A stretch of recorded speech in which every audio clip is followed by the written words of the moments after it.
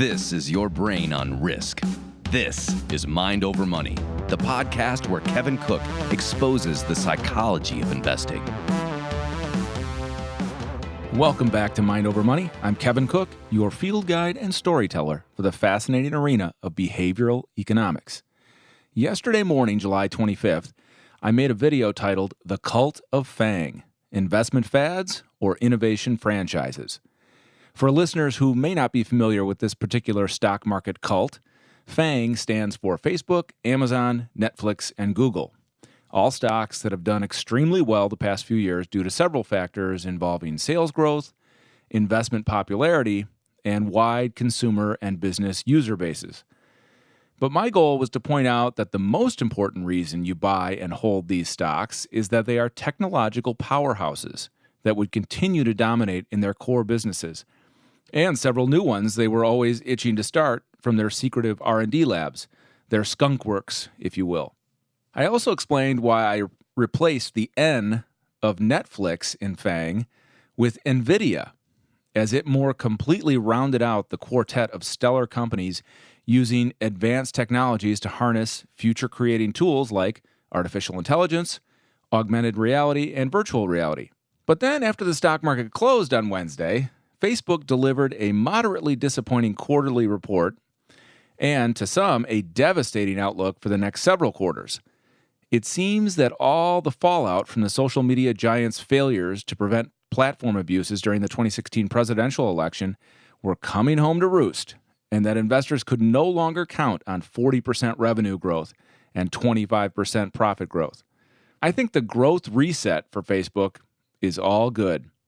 The company has been engaged in a massive campaign to redesign its business model, its priorities, and its computer algorithms that control content and advertising. They are willing to limit advertising growth, and thus revenues, while they increase spending on privacy and security for users. These are all good growing pains for Facebook, a platform that still has over 2 billion monthly active users.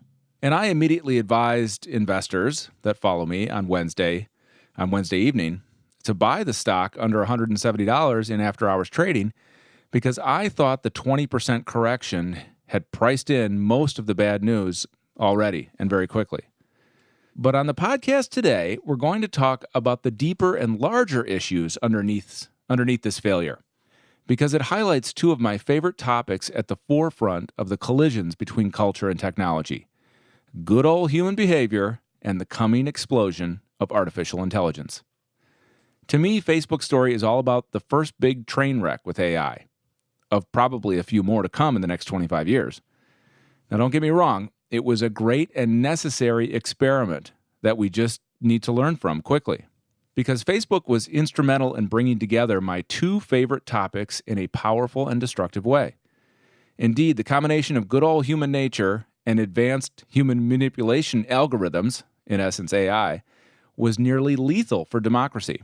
It wasn't that some AI-driven computer somewhere created reams of nefarious fake news and manipulative political division.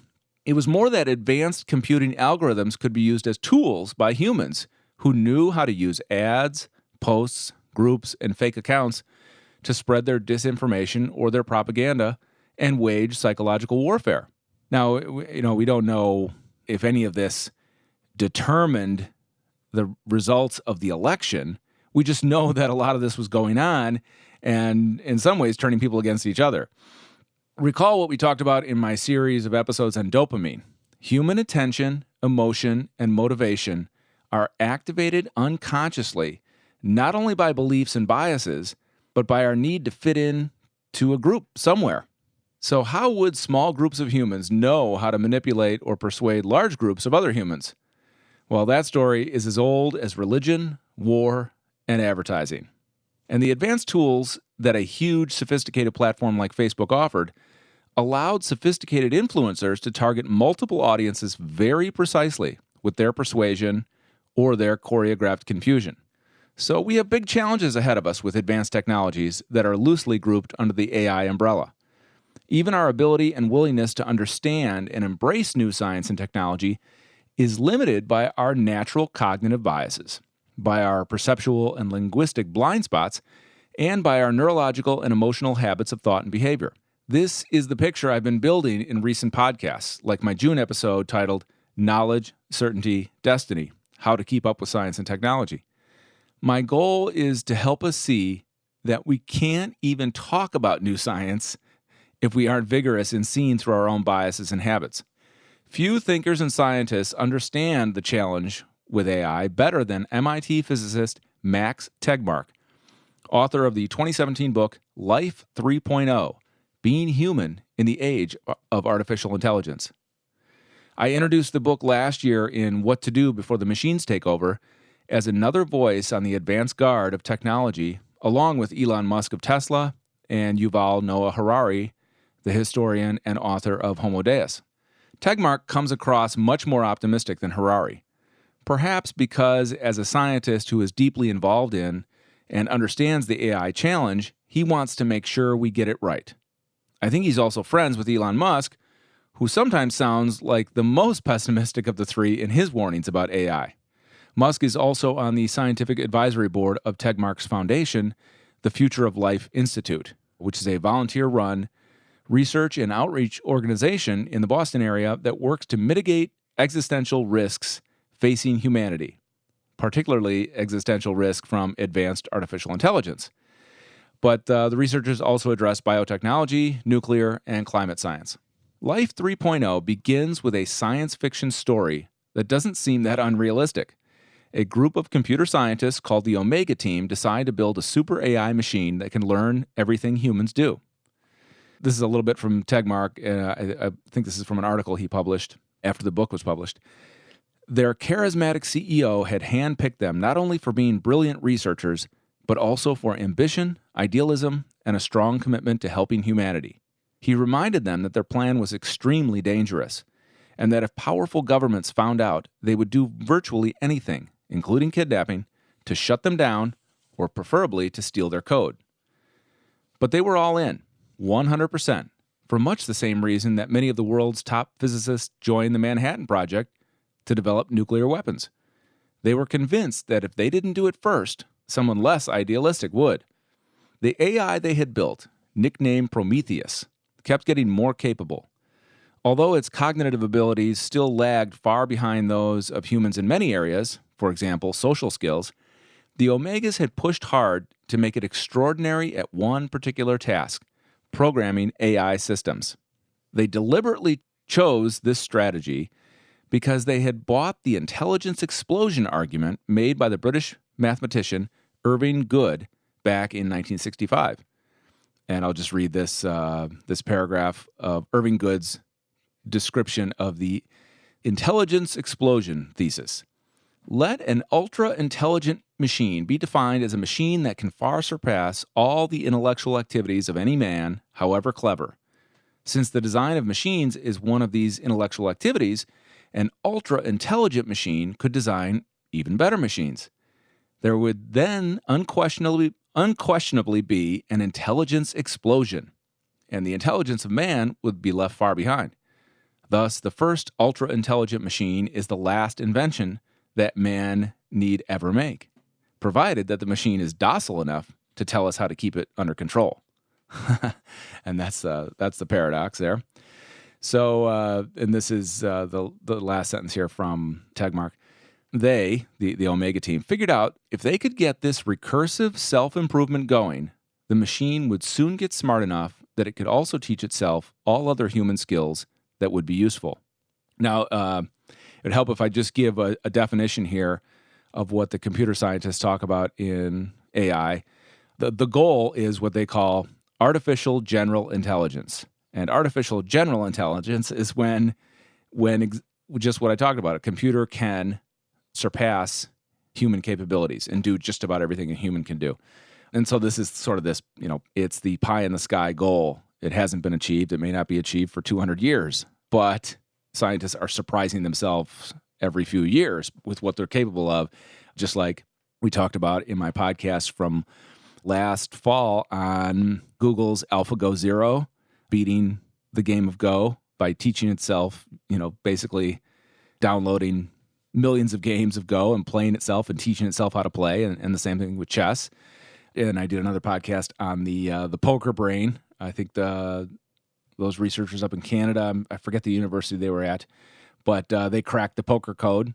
And these little steps, these computer scientists are doing experiments all the time and using technology like NVIDIA to just run massively parallel processing experiments and see what they can teach a machine to teach itself. All right, now, here's what the Omega team did with Prometheus in this opening chapter of Max Tegmark's book, Life 3.0. They used Amazon MTurk. If you don't know what MTurk is, I'm just going to read right from Amazon's website because this is all public information. Amazon Mechanical Turk, or MTurk, is a crowdsourcing internet marketplace enabling individuals and businesses, known as requesters, to coordinate the use of human intelligence to perform tasks that computers are currently unable to do. It is one of the sites of Amazon Web Services and is owned by Amazon. Employers are able to post jobs known as human intelligence tasks, or HITs, such as choosing the best among several photographs of a storefront, writing product descriptions, or identifying performers on music CDs. Workers, colloquially known as Turkers, can then browse among existing jobs and complete them in exchange for a monetary payment set by the employer.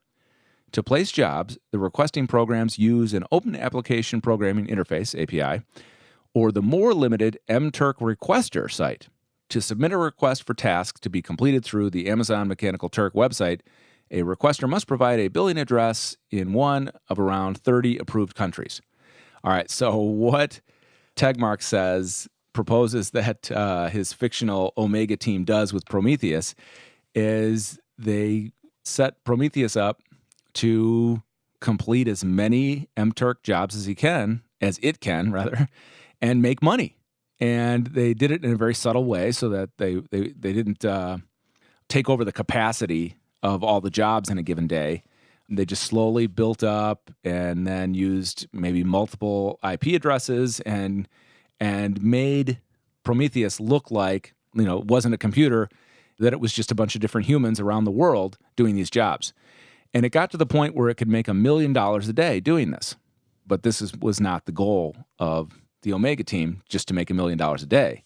They wanted to do a lot more. They wanted to see what else Prometheus could teach itself as it got better and smarter and richer. Obviously, they needed more money to not only run the processing power, but rent the cloud space. They had to, actually buy probably cloud services from Amazon to run this heavy industrial computer. So they mastered making money. And then, and these are just simple human jobs. But then they thought, okay, now we'd like to see if we can make movies and TV shows. And that, they realized, was going to be a lot more complicated because the nuances of writing a script or acting or directing are, beyond the average human's capabilities. But could a computer learn? So their strategy was to feed Prometheus as much data as possible, make it watch, thousands of movies a day, read thousands of books a day, until it absorbed how humans acted, what a good script was that could make someone cry or laugh. And eventually, Prometheus started making movies. Their next task was to have Prometheus make documentaries and news. And eventually, Prometheus could make politicians by creating essentially favorable news for a given politician and get them elected. But since their goal was not a malignant goal, they wanted to create a better world, the Omega team would balance things out. And they realized that they could use the power of corporations to make the world a better place. And so they're using all these subtle influence techniques with news and film and advertising to influence culture and influence people. And they were perfectly willing to have political parties on either end of a spectrum to satisfy the masses. In essence, Prometheus achieved world domination. And in Tegmark's version of the story, it was a happy world domination. It raised living standards for billions of people. Healthcare was better. All kinds of good stuff. So he painted the good scenario of world domination by some sort of AI computer. And obviously, that's only one outcome. And that's why he wrote it. Because when you're reading it, it sounds pretty scary how Prometheus is taking over the world. And it could have gone many different directions. Now, Tegmark's book is pretty lengthy. If you're not massively interested in artificial intelligence, you may not pick it up, but I got something you can do in 15 minutes, and that's watch his TED Talk. He finally did his first TED Talk about the book, and he may have done it earlier this year, but it was just released on YouTube on July 5th. And the title of it is How to Get Empowered, Not Overpowered by AI. And again, his name, Max Tegmark, is spelled Tegmark, physicist at MIT. So if you just search him on YouTube, Tegmark, you should find his TED Talk. It's a great 15, 17-minute TED Talk. He's got a great mind because he understands the totality of science and culture, and he has great ways of explaining things. So he uses, he mentions, he talks about the safety engineering aspect of what a physicist or a rocket scientist or an AI engineer, does and should do. So, for instance, when we tried to put a man on the moon, the Apollo team ran the gauntlet of what could go wrong, which is, how you think as a pilot, engineer, astronaut, that kind of thing. And, because, hey, what could possibly go wrong when you put a rocket behind a human and shoot him off into space where you can't help him? A lot can go wrong. So he says we should have the same attitude about AI. And he uses the rocket metaphor from one of his rocket scientist colleagues, who says there are three main challenges you have to solve when you're dealing with rockets. The first is power. How much power do you have? And what's it capable of? And what are you going to do with it? The second thing is steering. Where do you want it to go? So where do you want the power of AI to go? And the third thing he talks about is what is your destination? What is your final destination? What do you want for AI? What do you want to accomplish? And so Tegmark is optimistic about the approach to AI. He definitely doesn't want to see it take over the world like Prometheus did. But he says that the solution here is that we avoid becoming complacent about things just being inevitable and taking over. Now, I sometimes fall into the habit of saying that these advanced technologies are inevitable. They're coming at you fast. And he doesn't like the word inevitable because things are still very unpredictable. Well, what I use the word inevitable to say this, you should know that the future could change very rapidly over the next 10 to 30 years. And maybe it won't, but why not be prepared for it anyway? So in the same way, I'm encouraging people not to be complacent. And he says, be ambitious, engage this, embrace it. So that it doesn't overpower you. And in the article version of my podcast on Zax.com, I will link to the TED Talk by Max Tegmark. All right, I am going to take a quick break here. And when we come back, we'll run through my 5 proofs about how we are naturally irrational and make certain very important things go away from us. I'll be back faster than you can spell behavioral economics.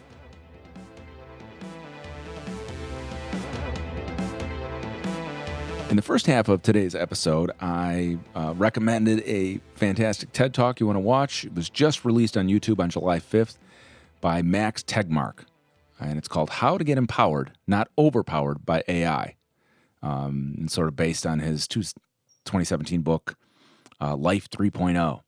So I wanted to share one more thing and really inspire you to watch this TED Talk because he shows a graphic where he's drawn like a fictional landscape of, you see an ocean, coastline, and then mountains in the background. And he uses this as a metaphor for what the challenges are for AI to accomplish in terms of human learning. Now, the tops of the mountains would be things like science and art, which are very far away from being achieved by AI or, AGI, artificial general intelligence. Also, somewhere in the mountains would be making movies, writing books, programming a computer, advanced theorem proving, that kind of thing. But down on the coast are things that can be done right now. Things like driving a car or beating the game of Go, speech recognition, vision. And so he's using the water level as the idea that as AI gets better, the water level will rise and start to take away some of the coastal areas. And how long will it take them to rise into the mountains? So some things that are already underwater would be chess and Jeopardy. Go is underwater now, definitely. So in vision, speech recognition, driving, those are all going to be underwater soon as the water rises. He's even got investment on the coast. So yeah, I did a podcast on AI in investing and how it can do it better than a lot of humans can. He shows translation as an island probably about to be swallowed by the water. So just another great reason to watch his TED Talk, because he's such a great teacher and he's so good at explaining things. All right, let's finally do my 5 proofs that we are naturally irrational, because I'm going to tie this into a colleague of Tegmark's who I just discovered today and wrote a fascinating book that ties in exactly to these themes we're talking about, this collision of human nature, fallible human nature, and the technology that's coming at us and how it can be used to either manipulate us or inspire us. In part 1 of my episode on dopamine, I talked about 4 things in life we consistently make go away from us. They were money, success, people, and ideas. And in the case of ideas, it's more that we are skilled at keeping away new ideas. So today I'll review these and add a 5th thing we repel that should always have been in my top 5 list of things we make go away. And now I'm calling the list Cooker's 5 Proofs that we are naturally irrational in many important areas of our life. I call them proofs because the empirical evidence that each is true is overwhelming. And I do this not when I say naturally irrational. I'm not trying to be depressing. I'm just trying to address human nature where it is at. And human nature is a very complex thing. That's why I did 2 episodes on dopamine, and I'm probably going to do a 3rd, because when you understand how it creates attention, memory, learning, emotion, motivation, and focus or lack of it, and how that impacts our social interactions and our goals, then you see, how complex we are and the challenges we have in learning, accepting new ideas, accepting new science. All right, and my goal is, hey, listen, nobody tells you this stuff. I wish somebody had explained what I'm about to tell you, these 5 proofs. I wish somebody had told me when I was younger. I had to figure it out on my own. I found scientific proof in markets, stock market and trading, where the failure rate is so high and success is so uncommon, especially for short-term trading, like I used to do in currencies, that it could only be explained by human nature. Why do 95% of short-term traders fail? So it must be something common in human nature. And the second thing I want to say is this isn't about being perfect. It's about knowing what you want, knowing how to change if you want, and accepting what is if you want. In short, it's about working with your imperfections and focusing on your strengths. Any successful entrepreneur can probably tell you what she is not good at and that she hires the right people to take care of. Likewise, many entrepreneurs have coaches and consultants for areas they need and want help with. Third thing, my 3rd little preface here before I jump into the proofs.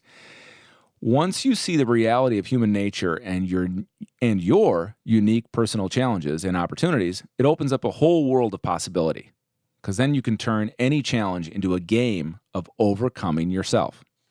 All right, proof number 1, we scare our money away. So this is based on my 25 years of intense personal and professional research in trading, investing, and even entrepreneurship. Yeah, I've got a few failed businesses behind me, so I know what I'm good at and what I'm not good at. We also have confirming evidence of these behaviors from the behavioral economics gurus like Daniel Kahneman, Richard Thaler, and Dan Ariely. And how about the lottery winners who always promise themselves they could fix their financial lives if they just won the big money, but who end up just as broke a few years later? So I think there's plenty of proof there. All right, proof number 2. We suck at changing our habits enough to change our lives.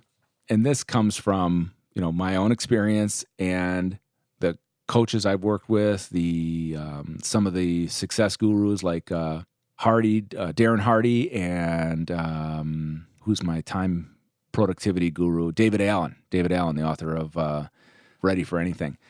You really can't change unless you admit where you're wrong and what you're not good at, because then you're not honestly addressing what I call, I basically call it admitting you suck.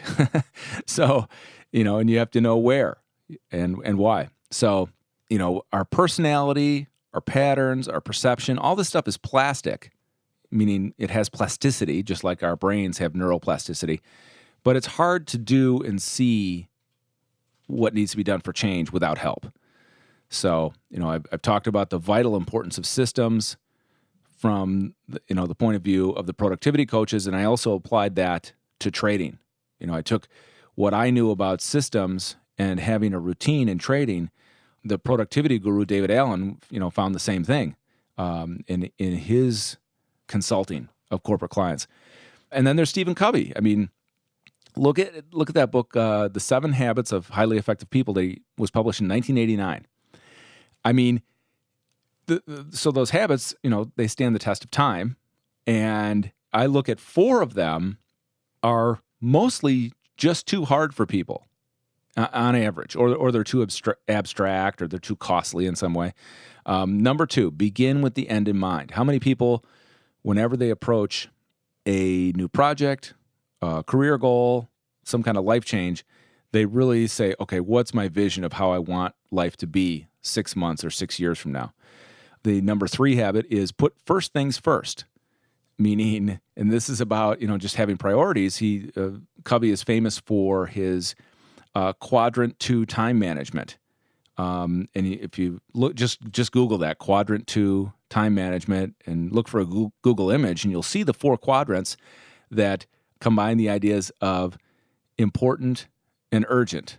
And what do humans do? We spend most of our time focused on tasks that are urgent but not important.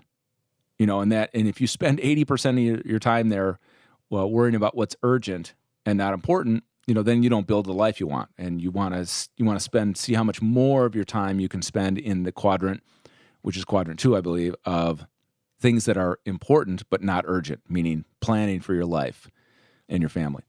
Covey's number 5 habit, seek first to understand, then be understood.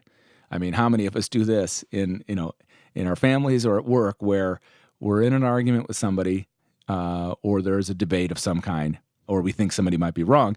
How often do we find out what their point of view is, what their experience was, what they saw, what they believed, before we try and force our perception and experience on them?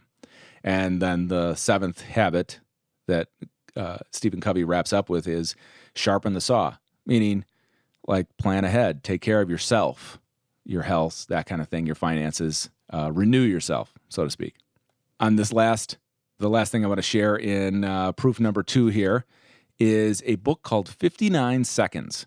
59 Seconds is written by a journalist, I believe, but he looks at the field of like self-help psychology and this kind of thing, and he says, there's always a new book about how to change your life or whatever, but sometimes it's not based on research. And so what he did is he tried to collect as much scientific research about human behavior and human change as he could.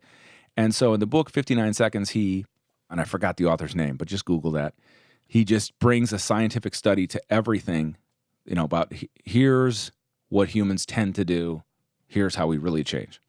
All right, proof number 3 that we are naturally irrational. We repel people who could help. Now, this is a little more complex than planning and preparation. Planning and preparation could help you solve the first 2 proofs of our irrationality, involving money and changing our habits. This one's a little trickier because it gets more into the strictly social realm. And you can think about it from, we repel people from the successful people above us to peers, potential mates, teachers, business opportunities, friendships, even our own loved ones and our family. All right, proof number 4 that we are naturally irrational. We sabotage our health with the SAD American eating habits. And the SAD, of course, stands for Standard American Diet with, too much sugar, carbohydrates, that kind of thing. Basically, we destroy our health, our energy, and our vitality for short-term pleasure, ingesting too much sugar, junk food, and alcohol. Obesity is higher on average because of a larger population that is sedentary and eating processed, grain-based food that easily feeds a larger population. I mean, look at the food that's the cheapest in the store sometimes. It's the junk food, right? Another book I want to mention, Dr. Fuhrman. You've probably seen him before. I forgot his first name. I just know his last name, Fuhrman, I believe. Dr. Fuhrman, there he is. He just wrote a new book. I think it's in the last year or two here, called something like Junk Food Genocide. And he's basically calling out the fast food. Oh, that's what it's called, fast food genocide. Yeah, fast food genocide, how processed food is killing us and what we can do about it. And he's great to listen to. You can learn about him. I recently had did a whole experiment. So I have some proof here. I tried the ketogenic diet, and it works. I cut sugar out of my life for like 3 months, really reduced carbohydrate intake, and increased fat intake and protein. And I felt great. Lost a bunch of weight, and my energy level was higher. And then I started, one of the keys to pulling this off is you don't need the ketone test strips to figure out if you're really in ketosis. The most important thing you need to do is to track your eating. See, that's one thing in any endeavor, any goal we're trying to achieve. If we can't measure our behavior, and we have to track it to measure it, then we don't have the data. We don't really know what we're doing. So, and it's so fun if you track your eating, like if you've never done it before, and then you get an app like MyPlate or something, and you track your eating. I mean, if you force yourself to do it, it's such a discipline, because then you'll look at it sometimes and go, whoa, I really did eat that much. And so you have to be honest, obviously. And if you can get the breakdown of macronutrients, carbs, protein, fat, in addition to the calories, it's awesome. So I did that, and it was a great experiment to me. I proved that, wow, this high sugar American diet is really bad for us, and it steals your energy. I'm also interested in this from a healthcare perspective, because at Zacks I run a healthcare focused portfolio called Healthcare Innovators, and there's a ton, like the investments now are in the companies that could cure cancer, or they have genetic or cell therapies, or possibly gene editing. But really the biggest challenges for the country and for the average person who doesn't have a genetic disease or predisposition is just healthier eating. That's the biggest challenge, and it's something that'll make the biggest difference. All right. Oh, one last thing on that, the microbiome. I don't know if you know what microbiome is. Google that. It's fun to learn about. Your gut actually creates some of the neurotransmitters that your brain needs. Definitely serotonin. I think a lot of people know that, but there's like 3 other critical neurotransmitters that your gut creates. So it's like if you don't have a healthy gut, it's hard to have a healthy brain. So this is all tied in. And so that's what they talk about with the microbiome. A great author there is David Perlmutter. I follow him on Twitter. He's got some great books on it, and definitely check him out. All right, proof number 5 that we are naturally irrational. We avoid or don't see new ideas that could help. And I'm heading towards new science ideas here. It's even harder to see new ideas, because of our beliefs, dogmas, biases, and because those things are so personal. Like, not everybody knows what your beliefs, your dogmas, or your biases are, so we don't share them explicitly. They might even be unconscious. So, it's harder to really uncover how we keep new ideas, new science away. So what's going on with our natural resistance to new ideas and research? The first 4 proofs of irrationality were mostly about short-term decisions versus long-term planning. Basically, instant versus delayed gratification. But keeping new scientific ideas away seems to be much more complex and multi-layered. It's tied into beliefs and culture, our relationships, and groups we identify with. We keep new ideas and knowledge away for at least two reasons that I'm beginning to theorize about. One, it's much easier to have a tidy, compact, and simple understanding of life and reality that fits well among our identified peer group. And this has been proven by behavioral science about decision-making and heuristics. Heuristics are the rules of thumb, the mental models we use to make decisions on the fly. On a certain level, you could say, we don't really think for ourselves as much as the group we want to belong to. And we also talked about that in Knowledge, Certainty, and Destiny, where I said that people's decision-making is very much influenced by the group that they want to belong to. All right, so the second reason that I'm theorizing about here, about how we keep new scientific ideas away, is that we're not actively engaged in the turbulent, exhilarating, exhausting, and sometimes stressful pursuit of truth and wisdom. It's not only a time commitment like learning golf or jiu-jitsu, it's also more challenging, confusing, and potentially overwhelming. And it could upset our belief systems, our values, and our existing relationships to start questioning everything, again, like we did when we were 5 years old or 15 years old. So in short, it threatens our identity, our safety, and our happiness sometimes to learn new science and new ideas. But continuous and never-ending learning is the best way to live. This is the way I approach it. I mean, scientific knowledge, which could encompass the truth about all reality, from religion and neuroscience to genetics and economics. I mean, it's grown exponentially just in the past few decades. So I think we have a lot of catching up to do. The knowledge base is obviously growing faster than any single person can keep up with. And that's why you want to, read some of these books that I recommend every week and watch the TED Talks. TED Talks are like a great way. Like, instead of reading Max Tegmark's 400-page book, which you may or may not be inspired to do, definitely just spend 15 minutes with this TED Talk and it'll expand your mind. Because I think that science is the grandest human project. And new ideas and research feed our progress as a society and as individuals. When I learned how to fly an airplane when I was a teenager, that was my intro into behavioral science because everything was focused on overcoming natural human tendencies toward distraction, laziness, and fear. So as a pilot, you had to focus on planning, preparation, and contingency thinking to replace our natural human tendencies. And so you can think about that with any approach to learning a new field or new ideas in science. And this is sort of my prelude to begin to finally talk about climate science, which we're going to do hopefully next time, because the debate there is huge, and who knows, it could make a difference. It's as interesting as the debate with artificial intelligence, I think, about what direction we want it to go.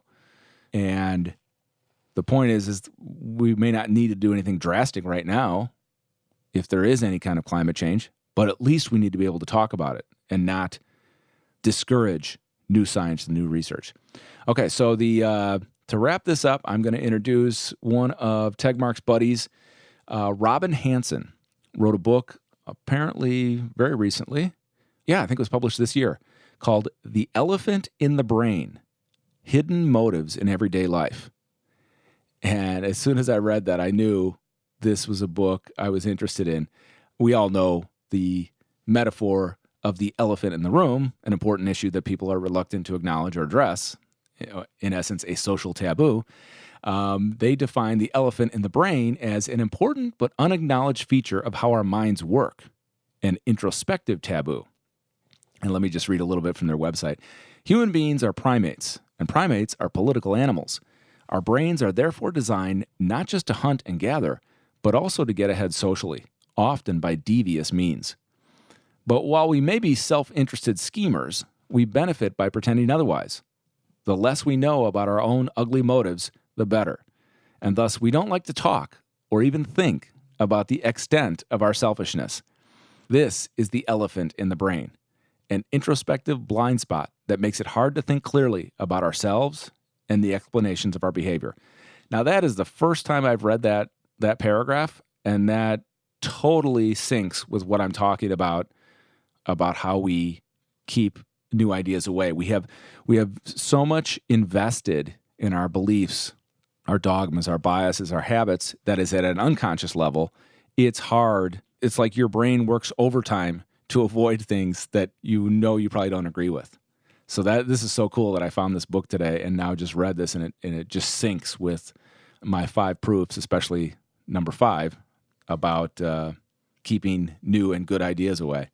Let me just read a little bit more from this summary of Robin Hanson's book, he co-authored with Kevin Simler. And I believe Robin Hanson is an economist, and I'm not sure where, but you can find that out. Looks like he has a TED Talk too. He did a TED Talk, The Elephant in the Brain. All right, so you got 2 TED Talks to watch this week. Oh yeah, Robin Hanson is an associate professor of economics at George Mason University and a research associate at the Future of Humanity Institute of Oxford. He's got a PhD in social science from Caltech and a master's in physics and philosophy from University of Chicago. Okay, so he's got some breadth and depth there. Let me just read these last 2 paragraphs. The aim of this book, The Elephant in the Brain, is to confront our hidden motives directly, to track down the darker, unexamined corners of our psyches and blast them with floodlights. Then, once our minds are more clearly visible, we can work to better understand human nature. Why do people laugh? Why are artists sexy? Why do we brag about travel? Why do we prefer to speak rather than listen? Good stuff. And this is the last paragraph. Beyond our personal lives, unconscious motives also lurk within large-scale social institutions such as art, charity, education, politics, and religion. In fact, these venerated institutions are in many ways designed to accommodate our hidden motives, to serve covert agendas alongside their official ones. The existence of big hidden motives can upend the usual political debates and cast fatal doubt on many polite fictions. You won't see yourself or the world the same after confronting the elephant in the brain.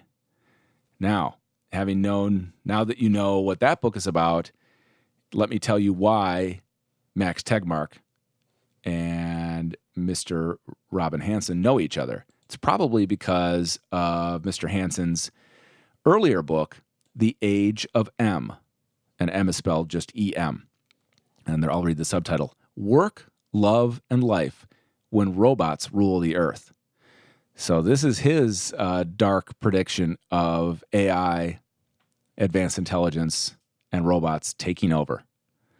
So we've got some good stuff to think about and talk about here. We've just had a spectacular failure of an important social media company where AI-type tools were used and abused, and that would be Facebook, of course. And so that's what I like about this. I like that we've had our first big failure, and now what everybody can learn from it. And I don't know if when Max Tegmark wrote Life 3.0, and he wrote that scenario of the Prometheus AI taking over the world, I wonder if he knew anything about Facebook's accidental involvement in the 2016 election. I don't know if he was aware of that or not, or how much was public then, because I'm sure he was writing the book in 2016, and we really didn't know then. So it's kind of cool that this is the sort of prediction he made, and then it sort of just happened, but on a much smaller scale. All right, I think I've used up my quota of time for the Mind Over Money podcast. Thanks for joining me, and be sure to find the article on Zacks.com in my podcast archive page, where you'll get all the links to the TED Talks and books and all that good stuff. All right, we'll talk to you soon.